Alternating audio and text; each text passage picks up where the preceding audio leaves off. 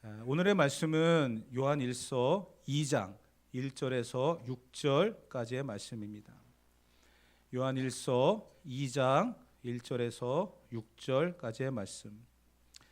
다 같이 우리 한 목소리로 읽겠습니다. 나의 자녀들아, 내가 이것을 너희에게 쓰면 너희로 죄를 범하지 않게 하려 함이라. 만일 누가 죄를 범하여도 아버지 앞에서 우리에게 대언자가 있으니 곧 의로우신 예수 그리스도시라. 그는 우리 죄를 위한 화목 제물이니 우리만 위할 뿐 아니요 온 세상의 죄를 위하심이라. 우리가 그의 계명을 지키면 이로써 우리가 그를 아는 줄로 알 것이요 그를 아노라 하고 그의 계명을 지키지 아니하는 자는 거짓말하는 자요 진리가 그 속에 있지 아니하되 누구든지 그의 말씀을 지키는 자는 하나님의 사랑이 참으로 그 속에서 온전하게 되었나니 이로써 우리가 그의 안에 있는 줄을 아노라. 그의 안에 산다고 하는 자는 그가 행하시는 대로 자기도 행할지니라. 아멘. 성경에 특히 이 신약의 대부분의 기록물들은요 편지입니다. 그래서 서신이라고 하는 그러한 말을 쓰죠. 개인에게 보낸 것도 있고요, 교회에게 보낸 것도 있습니다. 어떻게 보면 이 요한일서 같은 경우는 교회에 보내진 그러한 편지이지만 당시의 기록을 본다고 한다면 미래의 이 서신을 보게 되어질 우리에게까지도 이 서신이 읽혀지기를 원하는 마음으로 기록하지 않았나 생각이 들어집니다. 편지는 분명히 쓰는 목적이 있습니다. 방향이 있다는 거죠. 그래서 1장에서도 보게 되어지면 요한은 이런 의도로 성경을 기록했죠. 예수님을 통해서 믿음을 얻은 자들이 하나님과 사귀면서 기쁨이 충만해야 된다. 이러한 의도로 1장을 기록했다고 한다면 2장에서는 내가 너희에게 편지를 쓰는 이유가 있다. 그것은 너희가 죄를 범하지 않게 하려 하기 위함이다. 죄를 범하지 않게 하려 함이다. 하나님과의 깊은 사귐을 통해서 기쁨이 우리 가운데 있었는데 그 기쁨을 사라지게 만드는 게 결국은 죄더라. 그래서 그 죄가 우리를 주장하지 못하도록 죄를 범하지 않기를 그런 마음에서 이 2장을 기록해 간다라는 거거든요. 또 5장에 마무리를 하면서 요한은 이런 의도로 성경을 쓰고 있다, 편지를 쓰고 있다라고 말하고 있는데요. 하나님의 아들을 믿는 믿음으로써 너희가 살아갈 때 주어지는 영생이라고 하는, 영원한 시간이라고 하는, 장소적인 의미가 아니라 시간적인 의미라고 말씀을 드렸어요. 천국을 이야기하며 끝나면 안 됩니다. 영생이라고 하는 것은 내가 예수님을 믿으면서부터 시작되어지는 거예요. 예수님이 나와 함께하는 그 시간들이 영생입니다. 예수님이 없는 시간이 영벌이고요. 시간의 개념으로만 따져서 천국과 지옥을 이야기하는 것이 아니라 지금부터 우리가 예수님을 믿고 예수님이 내 안에 계시다라고 하는 사실을 믿고 살아가는 그 시간들이 전부 영생이라고 하는 그러한 의미로서 요한은 성경을 기록해 가고 있습니다. 이 순서들을 우리가 주목해 볼 필요가 있습니다. 예수님을 믿음으로 말미암아 우리에게 주어진 하나님의 은혜가 하나님과의 사귐이 있다. 그래서 그 사귐의 시간들이 우리에게 진정한 기쁨이 되어진다. 그래서 영생이라고 하는 것까지도 우리가 누리게 되어진다. 그런데 이것을 방해하는 죄라고 하는 것이 있다. 이 순서들을 우리가 좀 주목해 볼 필요가 있습니다.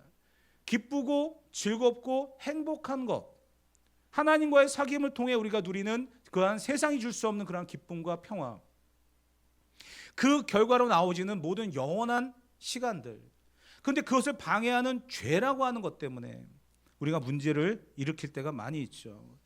사도의 의도를 우리가 정확하게 파악을 하면서 요한 1서를 우리가 볼 필요가 있습니다. 당시에 교회에 들어와 있었던 사상들이 이러한 어떤 진리적인 사도들의 어떤 그런 가르침보다는 성도들을 현혹을 시키는 그러한 일들이 너무나 많았습니다. 그러다 보니까 바울도 그러고요, 요한도 그러고요, 이러한 부분에 있어서 정확한 설명과 가르침이 필요했던 것 같습니다. 지금도 마찬가지죠. 너무나 많은 무분별한 그러한 정보들이 강단에서 선포되어지는 말씀이나 또 성경 공부를 통해서 주어지는 어떤 그런 깨달음들이 내가 생각하는 것과 내가 들은 것과 전혀 다르다라고 하는 이유로 배척되어지고 거부가 되어지는 그런 경우들도 많이 보게 되어집니다. 그 정보들이 옳지 않음에도 불구하고 그것을 무분별하게 받아들이는 그런 것들도 많이 보게 되어집니다. 지금은 유튜브라고 하는 것이 모든 정보를 다 제공하고 있죠. 심지어는 이러더라고요. 뭐 궁금한 게 있어요. 뭘 알고 싶어요. 그러면 전에는 내가 알고 있는 지식과 경험과 이런 것들을 가르치고 말해주고 했는데 이제는 그냥 편하네요. 유튜브 찾아봐. 거기에 다 있어. 그 안에서 어떠한 것을 찾고 어떻게 필터링을 하냐에 따라서 방향은 완전히 달라지는데도 불구하고 우리는 그 안에서 모든 것들을 다 찾고 또 이해하려고 하는 그런 경향들이 있죠.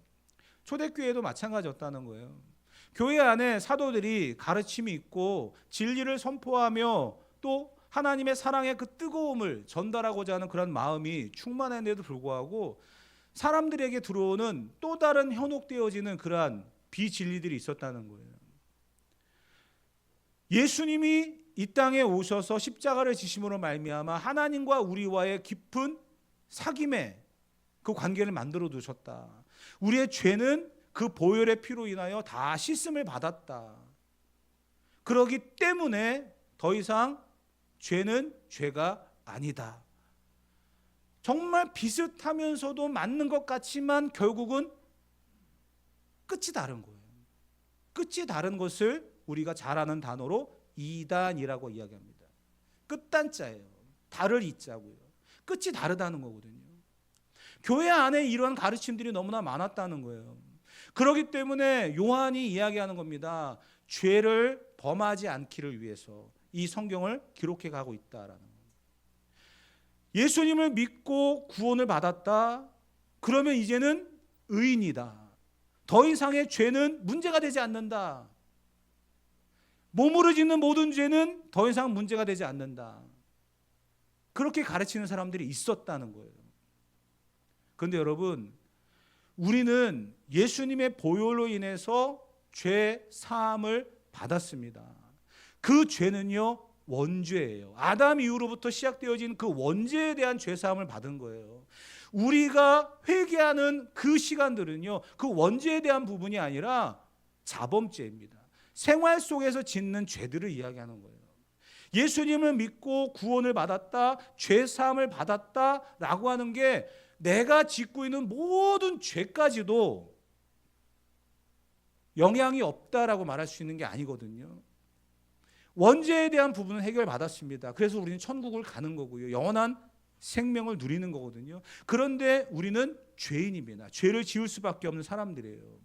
그렇기 때문에 이 사도는요, 죄라고 하는 이 부분은 생활 속에서 짓는 그 수많은 죄들, 내 스스로 짓는 그 죄들, 예수님을 믿고 있지만 어쩔 수 없이 짓게 되어지는 그 수많은 죄들에 대하여 회개할 수 있는 기회를 주셨다라고 이야기하는 거예요. 그래서 우리가 예배 시간에 가장 처음에 참회하는 기도를 드리잖아요.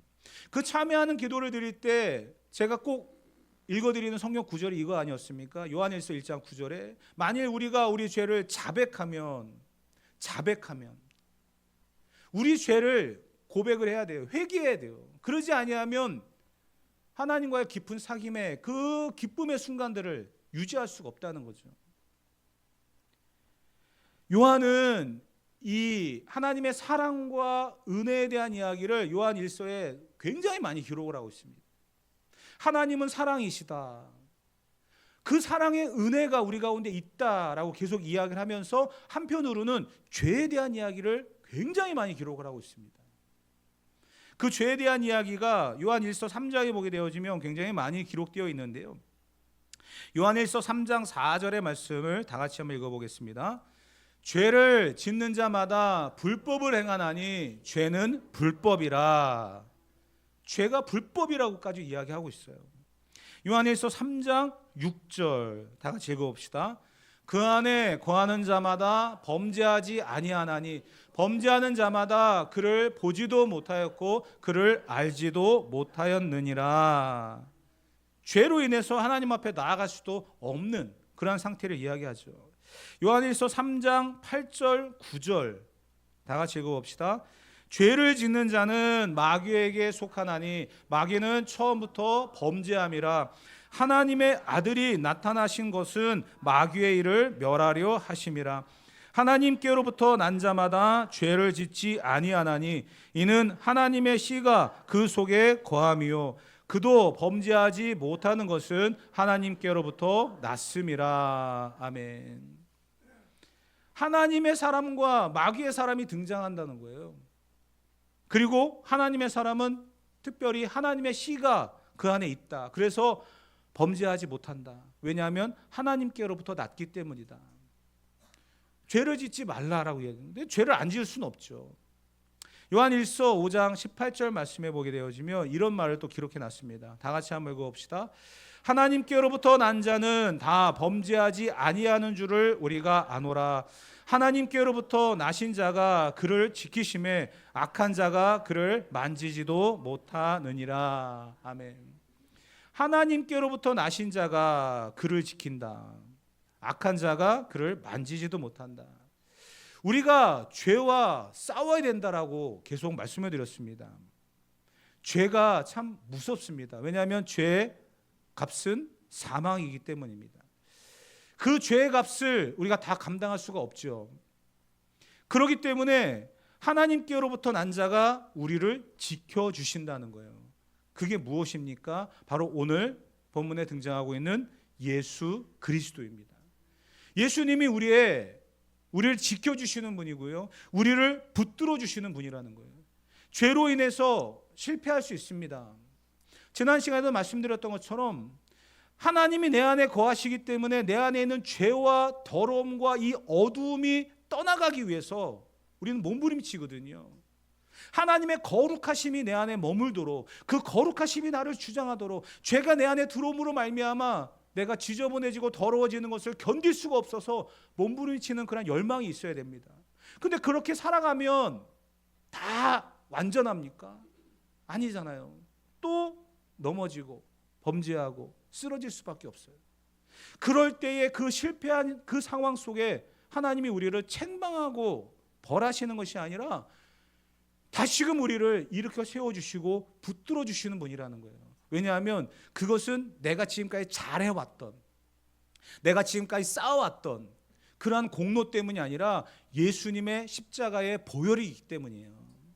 그것을 우리가 믿기 때문에 예수님이 우리의 중보자가 되셔서 우리의 죄와 허물에 대한 모든 것들을 담당하시고, 하나님은 우리를 보시는 게 아니라 예수님을 보셔서 우리의 죄를 용서하시고 다시금 이 세상을 살아갈 수 있도록 붙들어 주신다는 거예요. 그렇기 때문에 우리에게 중요한 게 무엇이냐면 우리는 죄인이라는 것을 잊어버려서는 안 된다는 겁니다. 내가 죄인이라는 것을 잊어버리는 순간 하나님이 필요가 없어요. 내가 죄인이라는 것을 잊어버리는 순간 예수님이 필요가 없고 십자가가 필요가 없습니다. 그렇기 때문에 우리는 죄인임을 잊지 않고 살아가야 되는 거예요. 지난 시간에 말씀드렸던 요한일서 1장 8절에 이런 말이 기록되어 있었어요. 다시 한번 생각하며 읽어보도록 합시다. 만일 우리가 죄가 없다고 말하면 스스로 속이고 또 진리가 우리 속에 있지 아니할 것이요. 우리가 죄가 없다고 말하면 속이는 사람이라는 거예요. 또한 요한일서 1장 10절에 보면 이런 말씀도 기록되어 있습니다. 다 같이 한번 읽어봅시다. 만일 우리가 범죄하지 아니하였다 하면 하나님을 거짓말하는 이로 만드는 것이니 또한 그의 말씀이 우리 속에 있지 아니하리라. 아멘. 우리가 범죄하지 아니하였다고 하면 첫째는 하나님을 거짓말하는 사람으로 만드는 거고요. 둘째는 그의 말씀이 우리 안에 거하지 않는다는 거예요. 그의 말씀조차 우리를 떠나간다는 거예요. 기록되어 있는 말씀뿐만 아니라 생명의 말씀으로 오신 예수님조차 우리 안에 거할 수가 없다는 거예요. 우리가 범죄하지 아니하였다, 우리가 죄인이 아니다라고 말하는 순간 이런 일이 생긴다는 겁니다. 우리는 죄인이라는 사실을 기록하며 살아가야 됩니다. 우리는 죄인임을 잊지 않고 살아가야 됩니다. 그런데 여러분, 다시 말씀드리지만 우리는 완벽하지가 않거든요. 기계도 오래 쓰면 망가지고요, 고장나요. 근데 사람이 물론 하나님의 작품이고 하나님이 만드셨지만 그래도 우리 안에 죄성이라고 하는 것이 얼마나 강력한지 몰라요. 그러다 보니까 또 실패하고 넘어지고 죄를 지을 수밖에 없습니다. 그래서 하나님은 우리 안에 또 다른 하나의 방법을 만들어 놓으셨어요. 요한일서 3장 9절 말씀입니다. 다 같이 한번 읽어보겠습니다. 하나님께로부터 난 자마다 죄를 짓지 아니하나니 이는 하나님의 씨가 그 속에 거함이요 그도 범죄하지 못하는 것은 하나님께로부터 났음이라. 아멘. 하나님께서 우리로 하여금 이 세상 속에서 죄를 범하지 않도록 도와주시는 하나님의 방법이 무엇이었냐? 그게 바로 하나님의 씨를 우리에게 심어 두셨다는 거예요. 여러분, 씨를 땅에 심는다는 것은 어떤 의미입니까? 열매를 거두기 위함이에요. 어떠한 씨를 뿌렸는지는 나중에 열매를 보면 알죠. 그 열매를 통해서 내가 배를, 사과를, 토마토를 내가 심었구나. 그 열매를 보면 아는 겁니다. 하나님께서 우리에게 씨를 심어 두셨다는 것은 하나님의 열매를 맺기 위함인 거예요. 그렇기 때문에 그 씨가 우리 안에서 심겨져서 자라게 하도록 하나님은 끝까지 도우실 겁니다. 그러나 마귀는 그것이 자라나지 못하도록 끝까지 방해할 겁니다. 우리 안에서는 이러한 영적인 싸움들이 계속 일어나고 있다는 거죠. 하나님과의 이 깊은 사귐의 기쁨을 방해하는 일들이 계속 만들어질 겁니다.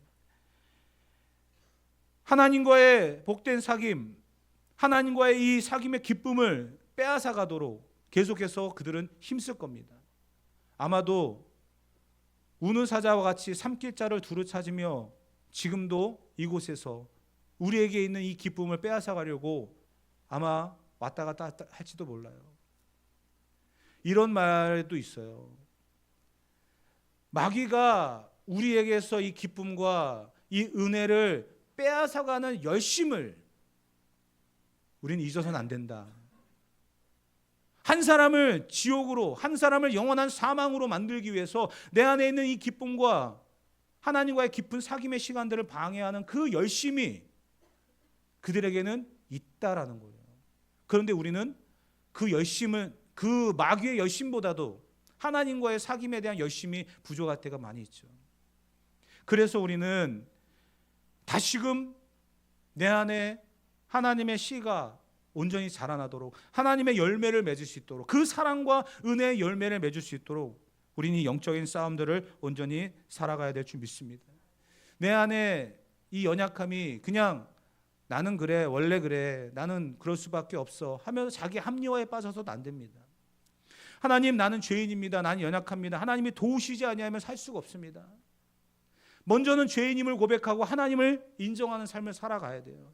그래야만 우리는 이 죄 가운데서도 다시 일어설 수 있는 진정한 그리스도인으로 살아갈 수 있는 삶을 살아가게 될 줄 믿습니다. 이것이 바로 생명이 있는 자의 정상적인 모습이거든요.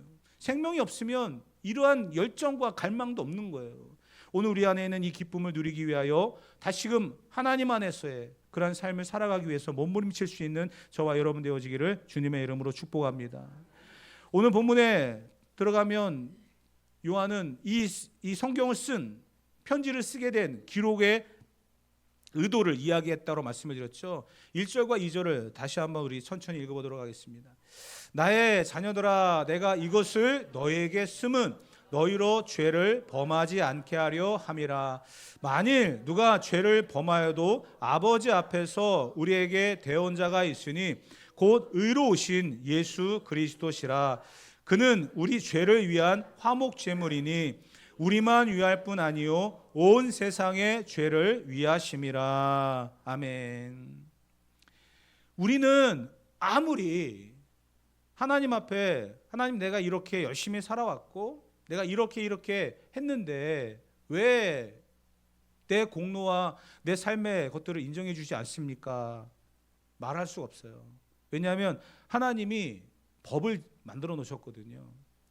우리가 하나님 앞에 나아갈 수 있는 그 방법은 내 공로나 내 수고나 내 노력이나 내 헌신이나 이러한 것 가지고 하나님 앞에 나아가면서 내가 이렇게 살아왔습니다 라고 말하지 말라는 거예요. 오직 그 상황 속에서 내가 죄인인 것과 하나님 앞에 나아갈 수 없는 자임을 고백할 때 그 실패자로서 낙인 찍혀서 더 이상 나아갈 수 없는 그 비참한 현실 속에 예수 그리스도가 중보자가 되시고 대언자가 되셔서 하나님 앞에 우리를 상고하신다는 거예요. 하나님, 이렇게 살았던 거 맞습니다. 그렇게 살았기 때문에 그 상황에 대한 대가를 지불해야만 합니다. 그런데 아시잖아요. 내가 십자가에서 화목제물로 피를 흘렸고 이 성도의 죄와 허물에 대하여 하나님 앞에 연결하는 하나님과의 사귐의 고리가 되지 않았습니까? 하나님, 이 부분에 있어서 이렇게 해주셔야만 합니다. 예수님이 대언자가 되신다라고 하는 것은 다른 말로 표현하게 되어지면 변호사라는 거거든요.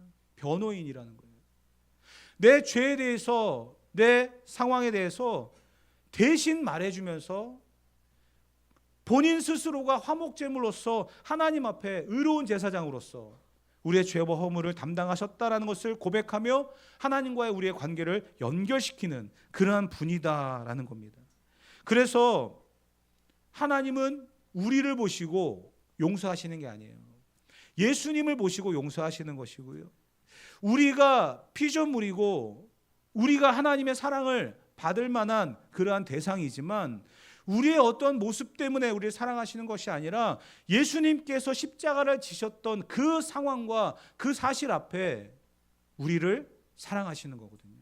그래서 예수님이 중요합니다. 예수님의 역할은 너무나도 중요한 거예요. 그래서 그리스도인은요, 이제부터 내가 사는 것은 내가 사는 게 아닙니다. 나를 사랑하시고 나를 위해 십자가에서 자기 몸을 버리신 그 하나님의 아들을 믿는 믿음 안에서 사는 거예요. 그게 우리 성도들의 자세고 그게 성도들의 바른 모습입니다. 이전에 우리가 성경을 읽을 때에는요, 하라 하지 말라 참 딱딱하고 답답하고 불편하고 힘든 그런 내용들이 너무나 많았습니다. 그런데 단순하게 하나님이 나를 너무나 사랑하시는데 그 사랑의 기준은 예수님 때문이고 예수님이 십자가를 지심으로 말미암아 우리가 그 은혜로 하나님 앞에 나아갈 수 있는 길을 얻었다. 그렇기 때문에 이 성경을 읽을 때마다 딱딱하고 답답한 그러한 형식의 글이 아니라 모든 것이 사랑으로 막 흘러내려가는 거예요. 은혜로 막 흘러내려가는 거예요. 아, 하나님께서 이렇게 이 세상 속에서 이 한 사람을 구원하시고 이 한 사람을 통해 역사를 이루어 가시고 이 세상 속에서 하나님은 이런 일들을 행하셨구나. 결국 지금의 나에게까지도 하나님은 이런 일을 행하고 계시는구나. 성경이 우리 안에 들어오면서 하나님의 사랑과 은혜로 다가오는, 다시 말씀드리면 이 답답한 글자가 아니에요. 정말 펼치면 졸음이 쏟아지는 그러한 책이 아니에요. 이제는 이 성경이 어떤 의미로 다가오냐면 하나님의 러브레터, 사랑의 편지로 다가오는 거예요. 얼마나 하나님이 우리를 사랑하시는지 그 사랑을 펼치자마자 그냥 막 흘러넘치는 그 사랑과 은혜를 경험하는 책으로 바뀌게 되는 거죠. 우리가 놓치지 말아야 될 하나님의 은혜와 사랑, 그것은 죄와 피 흘리기까지 싸워야 되는 부분이라고 말씀을 드렸어요. 그래야 우리가 누릴 수 있는 축복과 은혜입니다. 다윗이라고 하는 사람이 하나님의 은혜로 살아갔던 사람이죠. 그가 쓴 시편들을 보면 얼마나 대단하고 은혜로운 것들이 많습니까? 그런데 그 다윗에게도 실패하고 넘어지는 순간들이 있었죠. 이성의 유혹 앞에 무너지고 선지자를 통해 책망을 받으면서 다윗은 이런 고백을 했어요. 시편 51편 3절에 보면 이런 고백을 합니다. 다 같이 읽어봅시다. 물은 나는 내 죄가를 아오니 내 죄가 항상 내 앞에 있나이다. 죄인임을 고백하는 거예요. 하나님, 그래도 내가 왕인데, 내가 열심히 지금까지 살아왔는데 하나님 아시잖아요. 내가 지금까지 살아왔던 모든 것들을. 근데 그 한 번 실수했다고 이러실 수 있습니까? 이렇게 이야기하는 게 아니라 다윗은 이야기하잖아요. 하나님, 내가 죄인입니다. 내가 죄인입니다. 내 죄를 내가 알고 있습니다. 그 순간에 하나님이 찾아오시는 거예요. 그 순간에 하나님이 필요한 거예요. 그러면서 이런 고백을 합니다. 시편 51편 10절부터 12절까지 다 같이 읽어봅시다. 하나님이여, 내 속에 정한 마음을 창조하시고 내 안에 정직한 영을 새롭게 하옵소서. 나를 주 앞에서 쫓아내지 마시고 주의 성령을 내게서 거두지 마소서. 주의 구원의 즐거움을 내게 회복시켜 주시고 자원하는 심령을 주사 나를 붙드소서. 아멘. 먼저는 죄인임을 고백하고 난 이후에 하나님, 나를 죄인이라고 버리지 마십시오. 그리고 구원의 즐거움을 내게 회복시켜 주십시오. 내가 죄로 인하여 하나님과의 사귐이 끊어지고 멀어지고 버려지고, 그래서 내게 다가오게 될 이 구원의 즐거움이 없는 삭막한 그 현실, 견딜 수가 없습니다. 하나님, 내가 죄인임을 압니다. 내 죄를 용서해 주시되 다시금 이 구원의 즐거움을 회복할 수 있도록 하나님 은혜를 베풀어 주시옵소서. 다윗의 기도입니다. 오늘 저와 여러분들이 이런 다윗의 기도처럼 생명의 사귐이 있는, 하나님으로부터 받은 구원의 즐거움을 아는 자로서 죄와 싸워야 될 이유가 바로 여기 있는 줄 믿습니다. 저와 여러분들에게 이러한 생명의 은혜가 없고 구원의 즐거움이 없다고 한다면 내 안에 아직도 죄성이 나를 주장하고 있고 그 죄가 나를 아직도 지배하고 있다는 사실을, 그렇기 때문에 우리 안에 다시 한번 이 생명의 능력과 십자가의 보혈의 능력이 우리 안에 가득하기를, 하나님의 그 거룩하신 은혜와 사랑이 내 안에 충만하기를 우리는 기도하며 몸부림치며 살아가는 삶을 살아가야 될 줄 믿습니다. 다른 방법이 없어요. 그것이 유일한 방법입니다. 그러면서 요한은 그 방법을 우리에게 이렇게 또 이야기를 했습니다. 3절부터 6절까지의 말씀 다 같이 읽어봅시다. 우리가 그의 계명을 지키면 이로써 우리가 그를 아는 줄로 알 것이요, 그를 아노라 하고 그의 계명을 지키지 아니하는 자는 거짓말하는 자요, 진리가 그 속에 있지 아니하되 누구든지 그의 말씀을 지키는 자는 하나님의 사랑이 참으로 그 속에서 온전하게 되었나니 이로써 우리가 그의 안에 있는 줄을 아노라. 그의 안에 산다고 하는 자는 그가 행하시는 대로 자기도 행할지니라. 아멘. 하나님, 어떻게 우리가 살아가야 될까요? 죄와 피 흘리기까지 싸우면서 내 안에 이 구원의 즐거움이 떠나가지 않기 위해서 우리가 몸부림치며 살아가야 될 방법이 무엇일까요? 요한은 이렇게 이야기합니다. 그의 계명을 지키라. 그의 계명을 지키면 된다. 그러면 그의 사랑이 우리 안에서 온전하게 될 것이다. 예수 그리스도가 우리 안에 중보자가 되시고 대언자가 되셔서 우리의 모든 죄에 대하여 책임을 지십니다. 하나님 앞에 우리의 변호사로서 그 역할을 감당하시는데 우리의 삶 속에서는 우리는 과연 무엇을 해야 될 것인가? 답을 이야기하고 있어요. 계명을 지키래요. 그의 말씀대로 살아가래요. 그러면 그의 사랑이 우리 안에서 우리를 온전하게 하고 심지어는 그의 안에 있는 줄을 깨달아서 구원의 즐거움으로 살아가는 삶을 살아가게 된다는 사실입니다. 사랑하는 성도 여러분, 사랑이 죄를 이깁니다. 사랑이 죄를 극복하게 합니다. 사랑이 우리의 계명을 지키게 하는 힘이 될 줄 믿습니다. 저와 여러분들이 하나님의 그 사랑과 은혜 가운데 거하며 살아가길 원한다고 한다면 나를 죄에서 구원하셔서 영원한 생명의 시간을 살아가게 인도하시는 그 하나님의 그 품 안에서 그 기쁨과 은혜를 누리며 살아가길 원한다고 한다면 우리는 그의 계명을 지키며 살아가는 삶으로 살아가야 될 줄 믿습니다. 오늘 우리 안에 거하시는 이 생명의 은혜가 우리의 관계 속에서 하나님과의 이 깊은 사귐과 관계 속에서 끊어지지 않도록, 멀어지지 않도록, 그 가운데서 다시 실패하더라도 회복시켜 주시는 대언자 되시는 예수 그리스도를 통해 하나님 앞에 나아가서 다시 한번 하나님이 주신 우리의 생명의 길, 십자가의 길을 온전히 걸어갈 수 있는 저와 여러분 되어지기를 주님의 이름으로 축복합니다.